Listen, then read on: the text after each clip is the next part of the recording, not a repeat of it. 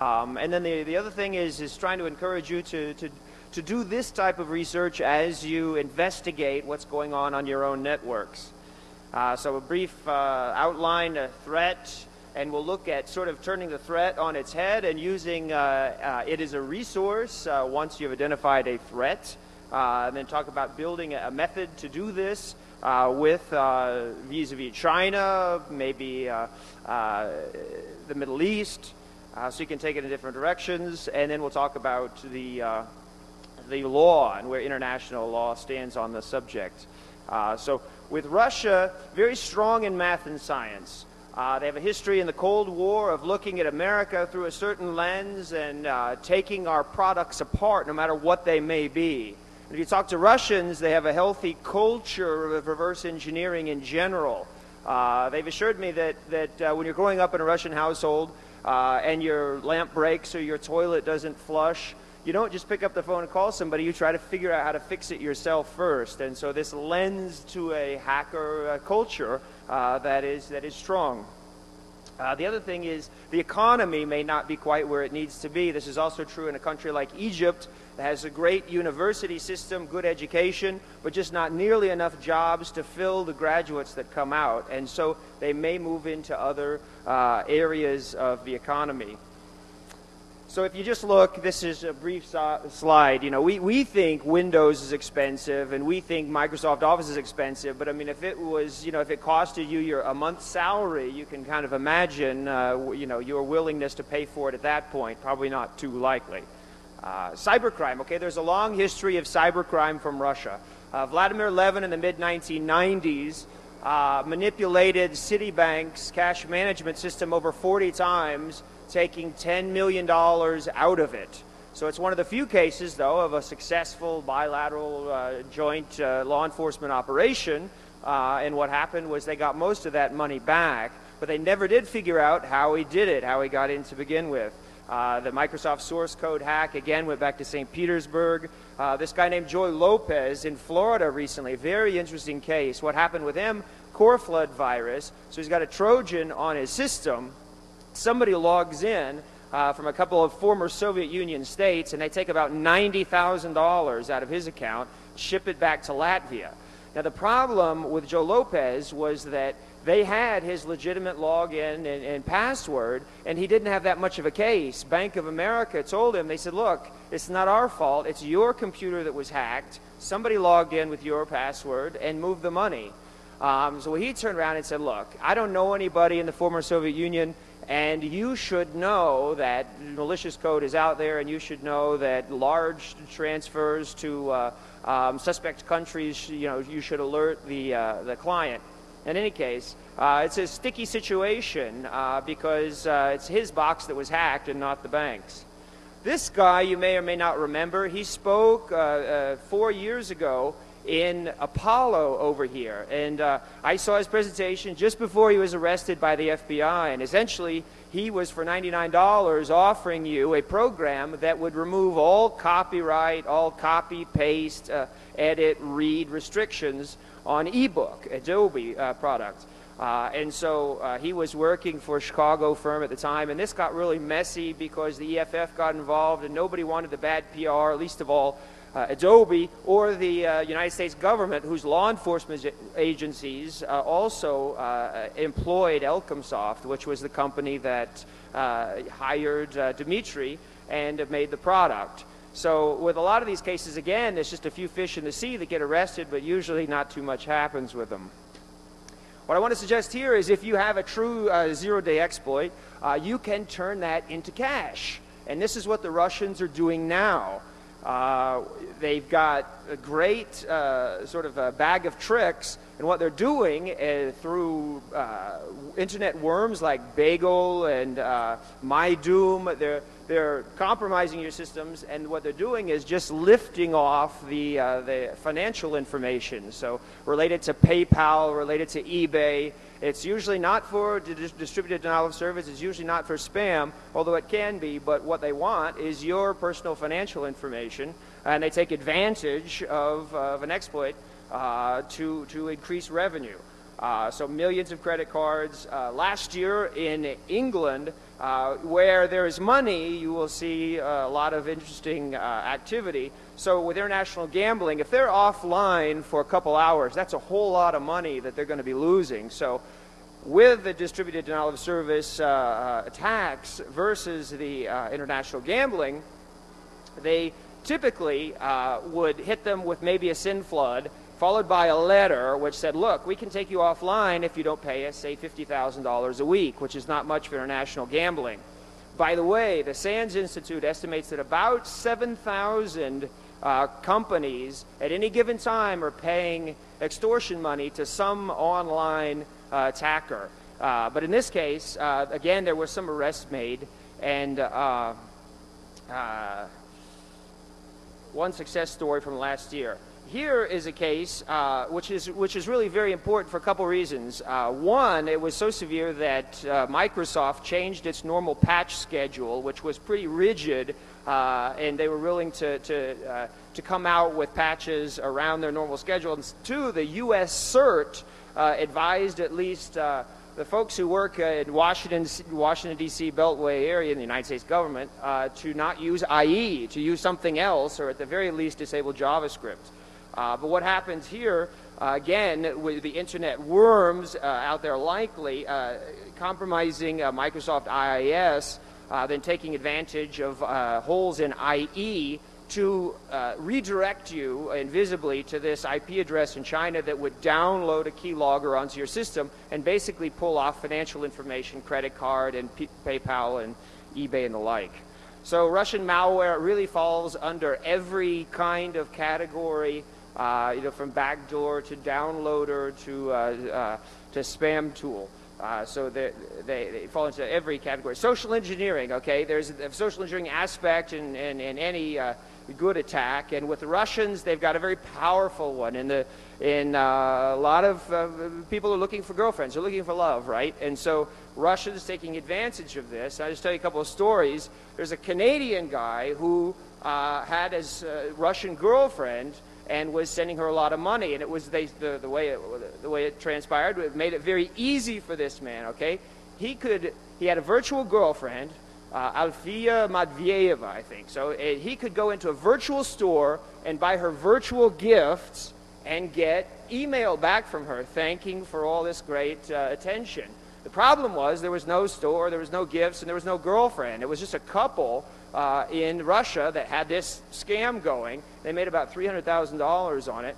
And, of course, they would write emails all day long saying, I love you, thank you very much. There was another case in which an Australian man wrote to Vladimir Putin directly, and he said, look, I've been looking for my girlfriend, even went to Russia, couldn't find her, can you help me? There was an arrest made in that case as well.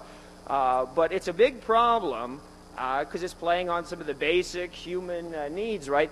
But the U.S. Embassy in Moscow gets about 10 calls a day complaining of somebody not being able to find their online girlfriend.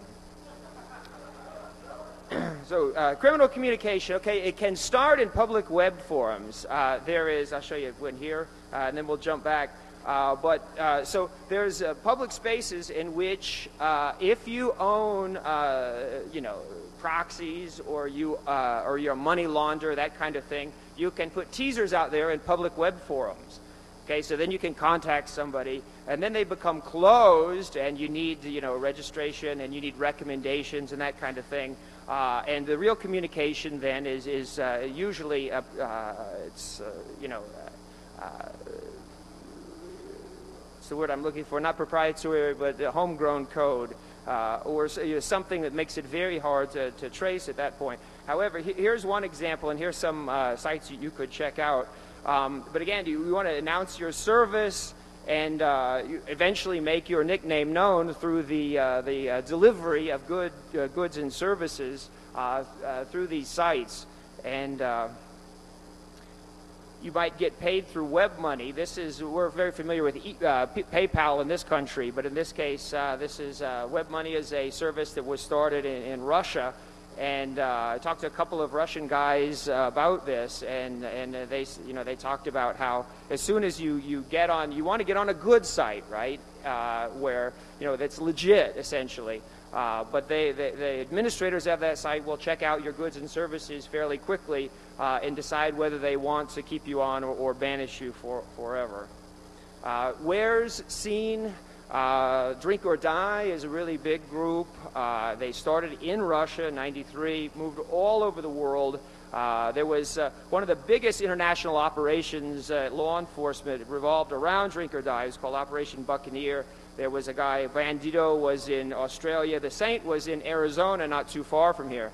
And this guy's server had tens of thousands. It was so large, it was named the God Complex. And these guys were arrested.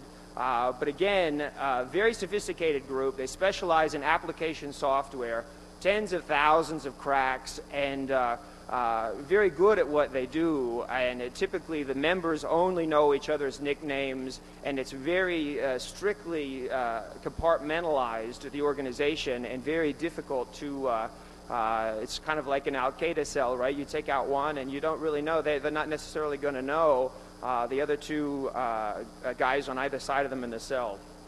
A little bit different topic, hacktivism. When the United States joined the conflict in the Balkans and started bombing Serbia, again, national emotions run very high, and you'll find that a lot of activity that takes place in cyberspace, particularly involved defacement and denial of service attacks, mirrors what's going on in the real world. You see this with the EP3 that was downed, our EP3 in China. There's a whole lot of hacker activity and sort of the aborted U.S.-Chinese hacker war that took place during that time frame, or almost took place. In the Middle East, you'll see when there's a suicide bombing or when there is an assassination of a Palestinian leader by the Israelis, you'll see a whole lot of web defacements and analysis of service activity going on. In this case, Russians very upset about our stance because they're very close to the Serbians. So they did, there was a lot of activity sort of against UK and US sites. We claim there was no impact, and the UK admitted to having lost some military databases. Espionage is a bit more serious.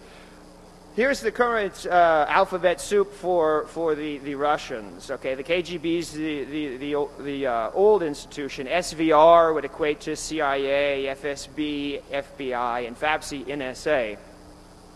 Just point to the case of Robert Hansen, really, because this is already not new news, but this is the kind of spy that if you are responsible for protecting a network or protecting any type of national secret, you want to consider that spies are going to be moving in a vastly different direction than you might be familiar with in the movies. I know James Bond uses to turn one page over at a time and photocopy it.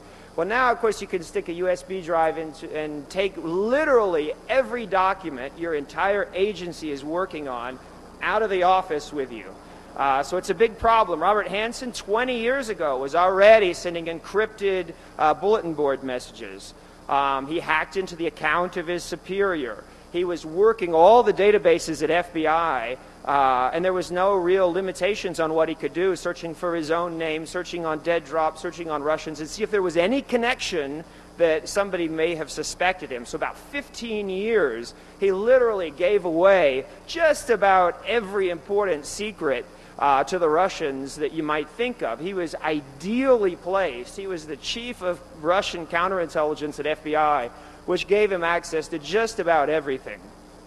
But very computer savvy, so kind of the spy potentially of the future. Information warfare, you might be familiar with the revolution in military affairs. Essentially, that is electronic command and control. So it looks a lot more like the video game you're playing, right? The planes in the future are going to be a lot more pilotless planes. I mean, 90% of the avionics, electronics, and protection mechanisms and all that into a fighter jet are for the pilot. It's crazy now, and people are realizing that. It's sort of an outdated and a romantic notion of the Air Force. And in the future, it's going to be pilotless, I promise you. The revolution in military affairs, essentially what that means is everything is going to be cyber and network and database centric. The great goal of the thinkers is, you know, you want a digital Pearl Harbor. If you're going to go to war with another nation state, you would like to be able to win it without taking any casualties. You'd like to be able to turn off the lights. And, you know, when somebody pulls a trigger, nothing happens. That's the goal here. I mentioned Electronic Russia. That is just a project that the FSB is getting underway in order to get the word out to citizens and to the agencies and corporations to start thinking in terms of better computer network defense. And just for the record, they're getting very little money and attention on this, and it's really worrisome to the Russian employees who actually are involved in this project. Okay, cyber war in practice. This is interesting because it's actually something tangible that we can point to. The war in Chechnya, southern Russia, really ugly. As it started, the Russians disallowed any media involvement, and that turned out to be really bad PR for them. Because essentially the Chechens came in and they showed all the media types exactly the story they wanted them to see. So the word getting out to the international media was not at all what the Russians wanted. They only showed them Chechen dead bodies. So the Russians learned after that, but it did take a turn in a different direction. As the war moved into the 90s, Russia went on the offensive in cyberspace. And I'll just point to one particular incident to highlight the change. If you might remember, there was in Moscow the hostages that took over the theater. Well, that lasted for a number of days, and at the end, Russian commandos stormed the theater. Right when that happened, several Chechen websites went off the air. So you can only assume from that it was a coordinated campaign, you know, by the Russians and you know, they on multiple fronts. Just for the record, one of the servers was located in the United States. So, you know, you can assume that the Russians, you know, took down a U.S.-based website, for what that's worth. A threat summary. Okay, post-Soviet Union. As freedoms sort of grow at the end of the post, they're moving toward a market economy and democratization and all that. We've seen a lot of, from the tennis players and all this coming out of the Soviet Union. We also see a lot of good malicious code and a lot to be worried about potentially on your networks, particularly as it involves financial crimes. One of the things about the organized cybercrime is that it does inhibit that part of the market economy that will allow products to be legitimate, to be sold legitimately on the street. When you can buy Office on the street for a couple of dollars, right? That's been cracked and sold.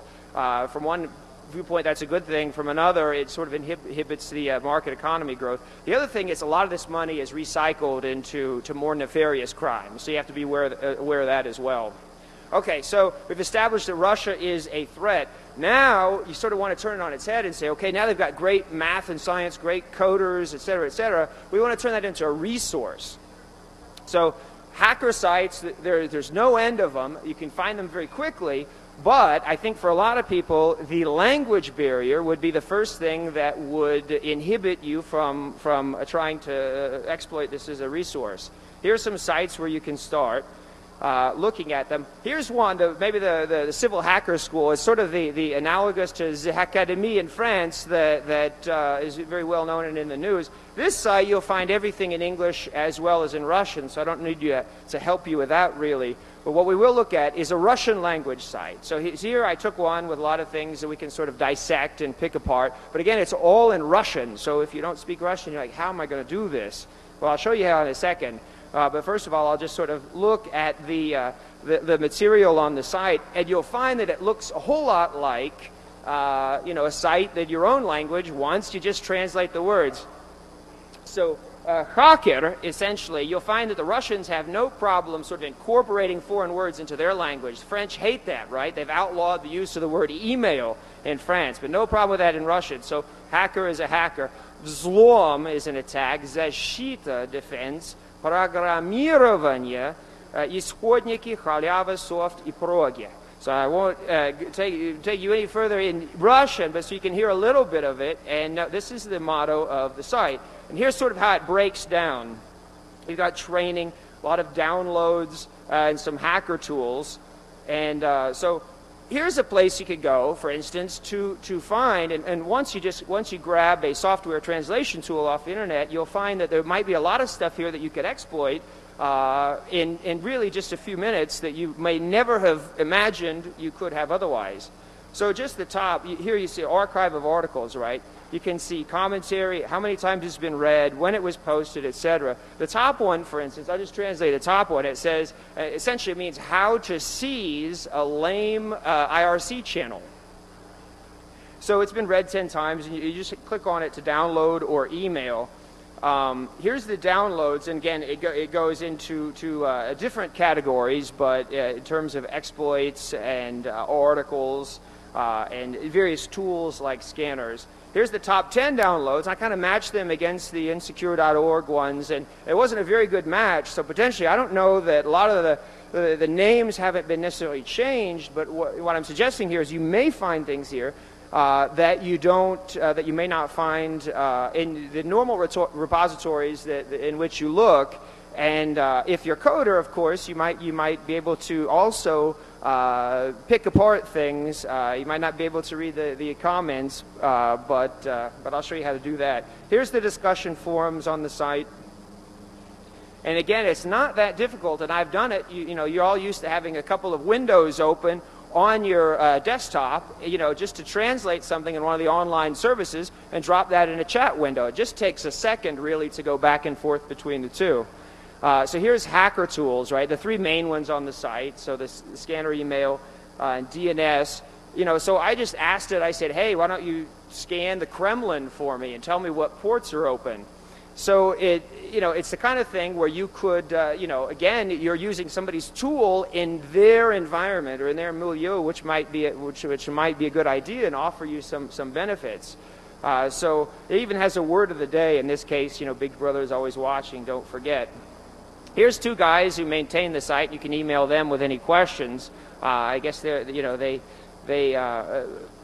sure speak enough English to get by. Okay, now you're like, what am I going to do with all this? And anyway, so very easy.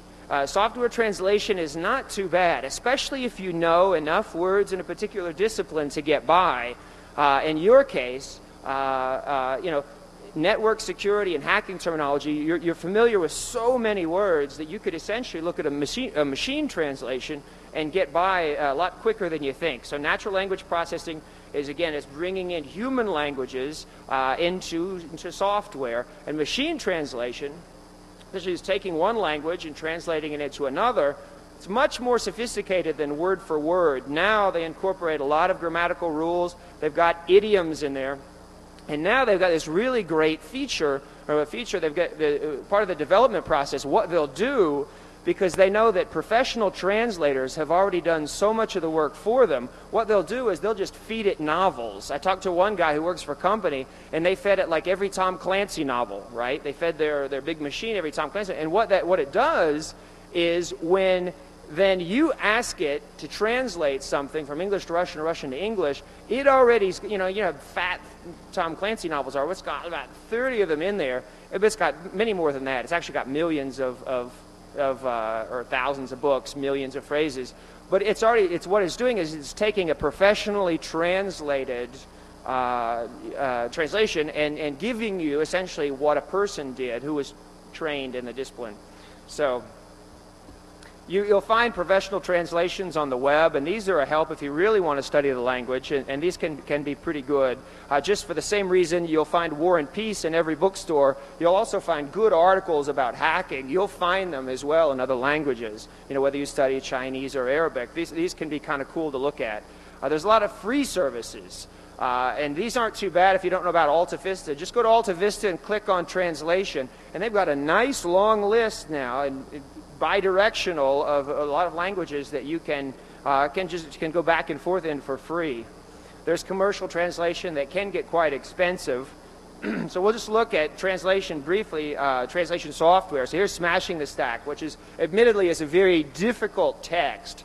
And what I'm going to do is actually give it a very difficult assignment. Is I'm asking this It's Alta Vista, right, Babelfish, to go to Russian and then jump back to English. Never try this with Shakespeare. It comes out really, really bad. But with this, you'll find, especially if it's in a discipline, especially if something like the weather, especially if it's something that's relatively has a limited vocabulary, it's quite good. So take smashing the stack into to Russian and then back to English. So you'll find it's to break the stack, so that's not really great. And you'll also find that C programming, there's no real C in Russian. So C became che, right? When it comes back, since there's no matchup, che, for whatever reason, it said, it must be an H. So then you wind up with H programming. That's not great either. But overall, I'm telling you, this just took a second to do, and you can actually walk your way through it without too much of a problem. Russified Software, you'll find already Windows actually is very friendly to Cyrillic now, and it's actually quite good. You just do a left shift and alt, and it'll take you back and forth between the two, just about in any Windows tool that's out there. I'm not so sure. I was told that that's not the case for Mac, and I'd be surprised if Linux, but with Windows has it covered. Okay, now let's try to turn this into a bit of a method so that you can take it in different directions, because you might not be so interested in Russia, but you might be interested in some different topics in which I hope that this may help you. So I had to think of some way to bring this together, so I noticed that T's were one way I could possibly do that. So just suggesting that you might want to know something about the country before you invade it, or before you take on its networks. The more you know about history, culture, etc., language too, it's going to help you enormously to understand where they're coming from and where you should be going as well. The terrain, we're probably going to talk about the telecoms and the internet infrastructure in the country. The techniques, hacker groups and tools, that kind of thing. There's a lot of good resources for that. And the translation, essentially, I think that's really the key to sort of breaking the barrier here.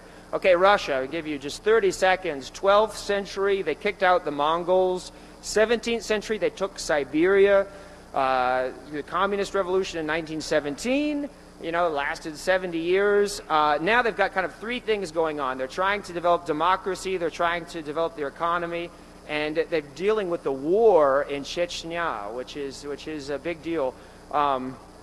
So they don't have 50 states, they've got 49 oblasts, they've got 21 republics, 10 okrugs, 6 krais, 2 federal cities, and 1 Jewish autonomous republic. So it looks a lot different than the country you might be from. But again, the more you know, and you could just read, a couple articles just to kind of get you in the mood to take on the Russians. Okay, the little thing, that's what you may be used to looking at when you open your atlas in terms of a geography of another country. But let's look at the big one, which I think is really, it's actually really quite interesting. Here is the 3 main fiber optic lines in Russia. They're ATM based, so they're heterogeneous. They got video, voice, and data, and they run from St. Petersburg in the north, runs up into Scandinavia, down to you see the cross there. That's Moscow. Goes down in toward the Middle East, and then out to the Far East. And these are the three main lines that data is going to travel across as it goes through Russia. It goes down to Novorossiysk, and over here it goes to Khabarovsk, and then to Harbin in China. And again, here you'll see that in the middle there's almost no color there, and that says it's almost completely undeveloped. And what you'll find as you go further into Siberia, there's many more reindeer than there are human beings. And so what you're going to find up there is satellite communications and very few landlines. And part of the problem with Russia now is everybody is moving to Moscow and St. Petersburg with the market economy. Nobody's staying on the collective farms anymore. And they've got freedom, they've got freedom of movement, and they can move to the big city, and that's what everybody's doing. And so a lot of these outlying areas are in real trouble. Okay, Russian telecommunications. RU is a Russian digraph SU, which several parties are fighting over still for some reason, but that belonged to the former Soviet Union.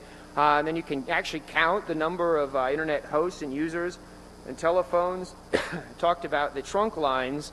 But again, a little research will yield quite a lot in terms of the basics of the numbers of people, the connection, the numbers in order to get on the right connections and to get into a country. RuNet is an interesting concept. It's kind of like ChinaNet or AOL, right? It is a intranet that you might belong on in your organization or your university, but it's essentially a sort of a cocoon of sorts that's kind of generated by Russians and for Russians and is largely in Russia. And his guy interviewed, his network security guy, is not only for the smart people but also for largely for the stupid users.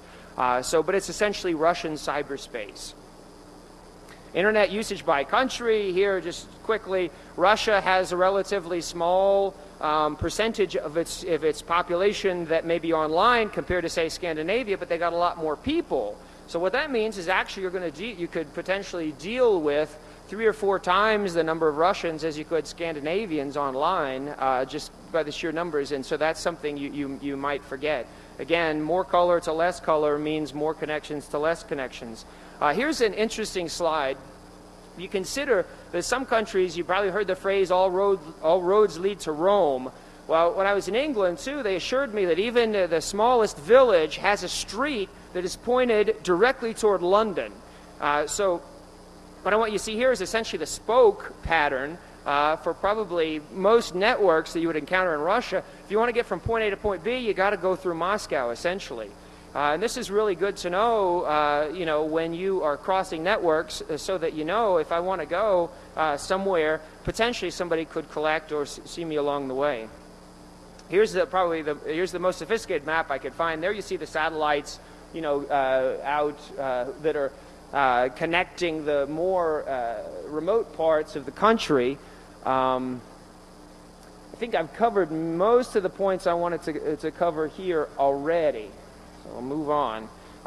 Now, you can rely on finding things like this on the internet, work that people have already done for you, or you could do it yourself. And one way you could do that that's relatively painless is with traceroutes, and they tell you so much about networks and so much about connectivity issues that very worthwhile. So just here is a way you could do it with a program like Visual Route, but here's a way with traceroutes that you could do it on your own and then build a little map like this, and you can see dissecting the words in the resolution and just connecting the dots essentially, and you see where the important parts are. And you can see, for instance, so many things through traceroutes. Like if you want to go from here to the Congo, you may have to go through Egypt or through South Africa, and really there's no other way to do it. And this is the kind of thing that'll show you that. However, with Russia, you can actually build a nice little network map relatively quickly. Here's some major IP ranges to get you started if you don't already have them. But again, these are the big players in Russia. And they're in charge of the networks, and you'll find, the Russian government and military and everybody will fall in there. And again, a lot of people are going to do work for you. Like if you're interested in tracing spam, or you're interested in finding the bad guys in certain contexts, here's some, especially with spam, people have done a lot of the work for you, and they will have lists already put together for China or Russia for IP ranges.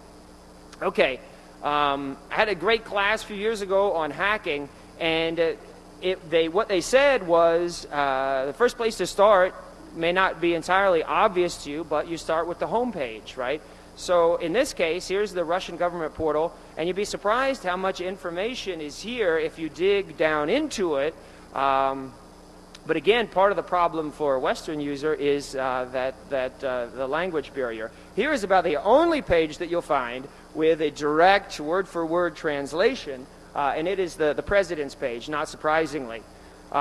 Here's a great site, the Russian Cybercrime Office. Again, it's only in Russian, but for some reason the title, so there's a whole lot of pages extending out underneath it, But again, cybernetic police, everything below that is in Russia. But there's some great stuff here. Started with the Spider Group. This was back in the mid-90s when Russia wanted to tackle internet crime, and it was still real, it was a secret back then. They called them the Spider Group. Well, you can see some leftover vestiges of that here.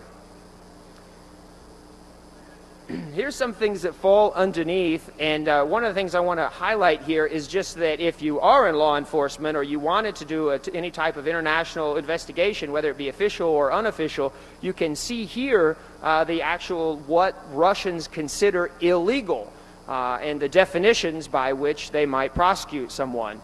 So here, you've got Carter, Freaker, and Hacker to start with. They have a site that has cybercrime statistics all the way back to 1982. And I really thought this was quite interesting. There's a lot to go through here. So I went back to 1982 and was reading, and there was only one case from that year, and they only called her Miss K. Well, Miss K was a programmer, and she was in an office that was involved in doling out the funds all over the Soviet Union. And what she did was she just went in there and changed, according to this, one number. And she would change it sometimes, and then she would change it back, and she would sort of flop. But essentially what it was doing, it was the old salami technique, and it was slicing, every time she did that, slicing money off of an account and going in a direction where potentially she would gather it up later. Here's all of the offices that had an official website on the cybercrime site. So there's 89 total. This was the number that actually had websites. So they were really quite cool to look through. They all had their logos, and a lot of them are called K because Kyber would be cyber. So this is cyber police, Kyberpolicja. This is an interesting story. I made this slide before I got an email from this guy. He is the top cyber cop in Russia. And so I read through his bio, and as you might expect in Russia, he's very well accomplished in terms of academics, and they're really quite good at that in the Soviet Union. And so he appears very bright and really knows what he's doing. Well, I emailed that cybercrime site. I said, well, hey, I'm going to write a presentation, and I want to know if you wanted to, give me any word of advice and help me out in any way. Well, he emails me back, the same guy. And we had a nice little dialogue, and he answered all my questions. He was really quite friendly, and he seemed like a good guy. So in here, I'll just highlight some of the things. He says one of the main things from his perspective is he just wants to make sure we're all on the same page, not surprisingly, in that for international investigation, you're talking about log file formats, you're talking about contact information and all this.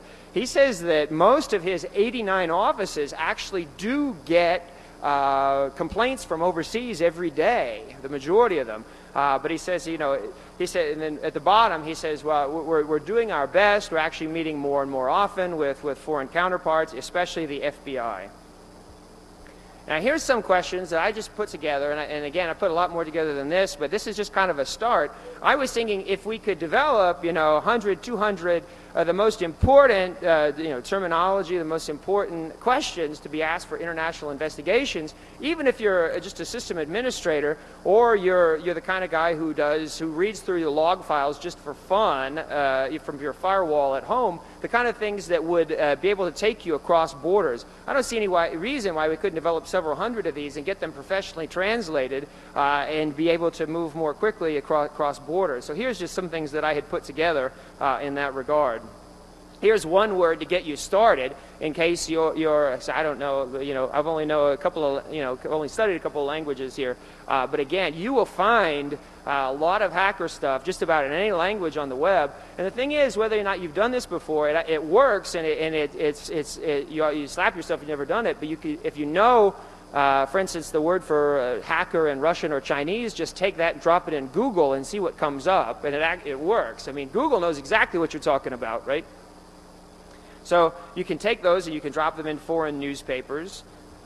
You can drop them in sites like the spam sites that I showed you in English. They've got the same thing in foreign countries. And I'll just end this section with Kaspersky. According to Russian hackers, the most hated man in the country. But this is a real interesting guy, and he just made his entry into the U.S. market. I'm not sure if you've heard of Kaspersky Labs or not. but they just incorporated the United States, and they have in February they have big plans to move outside Russia. One of the interesting things about Kaspersky is that the Kaspersky Labs are, according to technical people who look at their products, really very, very good. Their products worked very well. They seem to know exactly what they're doing in terms of writing antivirus signatures that work and that are beneficial.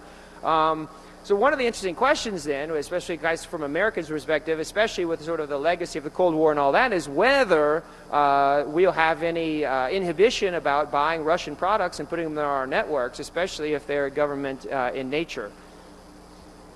Okay, I'll finish just talking about the international political scene, and there's some real interesting, juicy things going on to think about. There's no end to the number of sites that you could start with. Here are just the UK sites that I found where if you had anything that fell under these categories, it'd give you a place to start in the United Kingdom.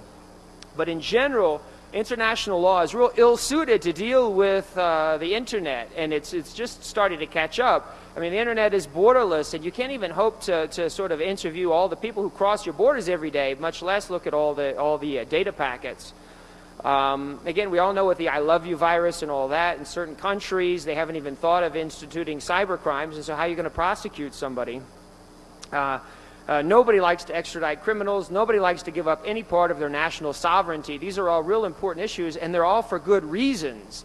If you gave up part of your national sovereignty to a foreign country, you're worried about all kinds of things, from the abuse of data to espionage to collecting on your citizens without their consent in a different culture, looking at your political culture, and all of that.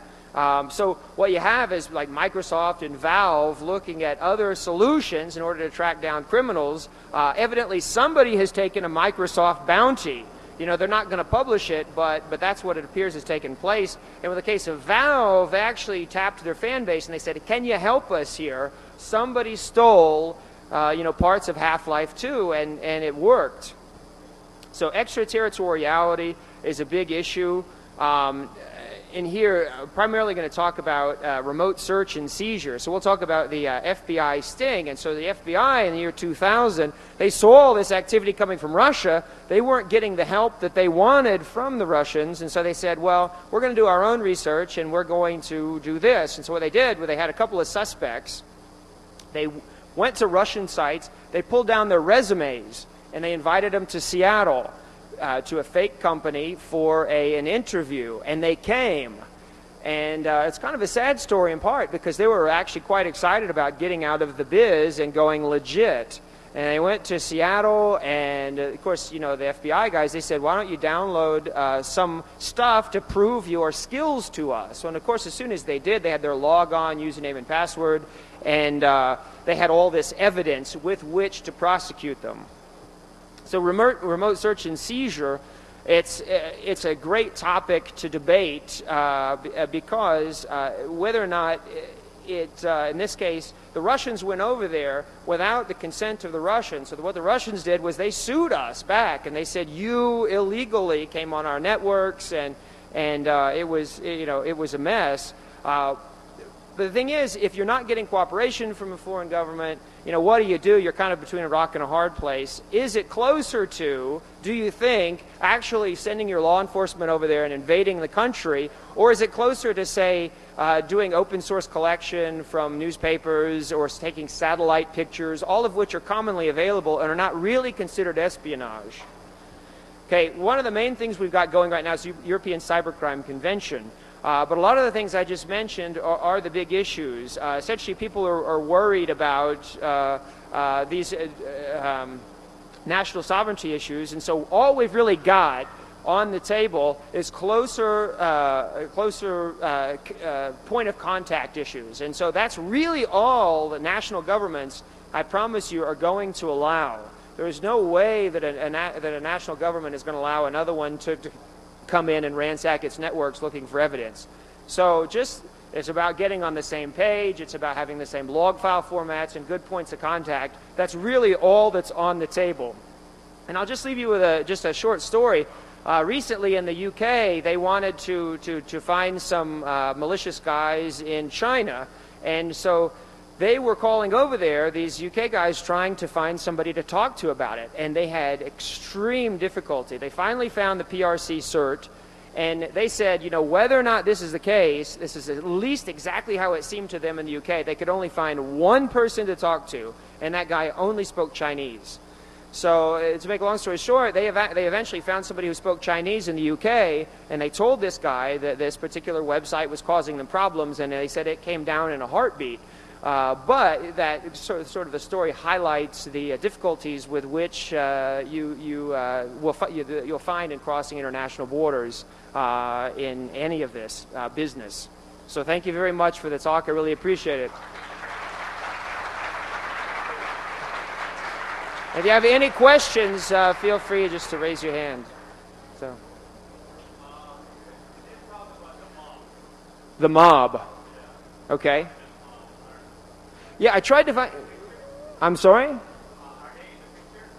Yeah, I tried to talk about organized crime in the sense of, either the Russian bride scams or the credit card information, the PayPal, the eBay scams. There's so many things to look at. The online extortion against the gambling rings in the UK. I tried to bring up a wide variety of things, but really there's almost no end to it. You have to use your imagination, just like malicious code, right? I mean, you can do almost anything you can dream up, essentially. But yeah, it's a big problem in Russia, organized crime, and they know what they're doing. And I just read an article from last week, and this Russian law enforcement official just said that it is so hard for them to trace cybercrime back in Russia because they're just using great techniques. He said they have a 3 rule in which they use at least 3 hops to anonymize their contact on the internet. So he said, they never go below 3. And he said 2 maybe is doable, but 3, he said, makes it virtually impossible to ID somebody on the internet. Part of the problem with Russia is very good. And one of the things I didn't say is that Kaspersky, in an interview recently, he said, 5 or 10 years ago, and this is maybe of interest to the crowd here, hackers in Russia were largely, the healthy kind. He said, but it is just moving so rapidly. He said it's gone from below 50% now to over 90% of malicious code is written by and for criminals. So he just said that's one thing that has taken place in the past 5 or 10 years for malicious code in Russia is that the criminalization of the internet, regards malicious code. Yeah.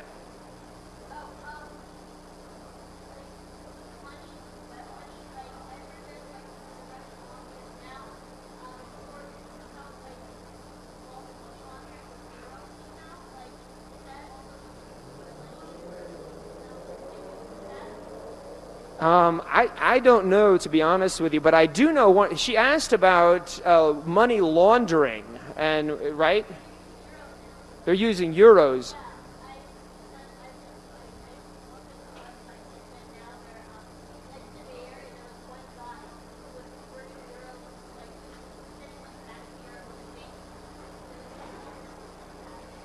Yeah, it's a big problem. One of the things with the internet is they get the right logon information for, say, a PayPal account, and it's real tough to. They have a legitimate transaction. In other words, they've got 2 legitimate accounts. They transfer money, from a legitimate account to a legitimate account. By the time law enforcement gets around to doing something about it, they're gone. They're gone, and that money has been transferred to places which are safe for the criminals. So it's a big problem. Okay, one more question.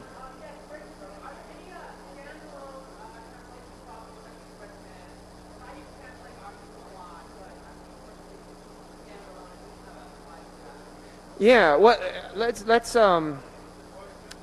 he said, are there any good software? He uses translate.ru a fair bit, and I do as well. Standalone, commercial translation software. You can look through the links. There are a number. I noticed there are a number that are under $100.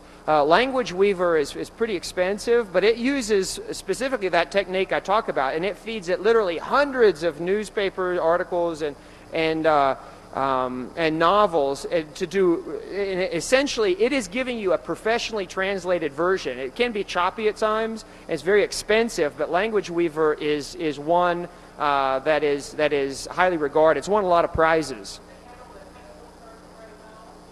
Well, I mean, they claim that I think with Arabic, Chinese, and French, they're already really good, and I think they've included a whole lot of stuff. Russian is coming out this year.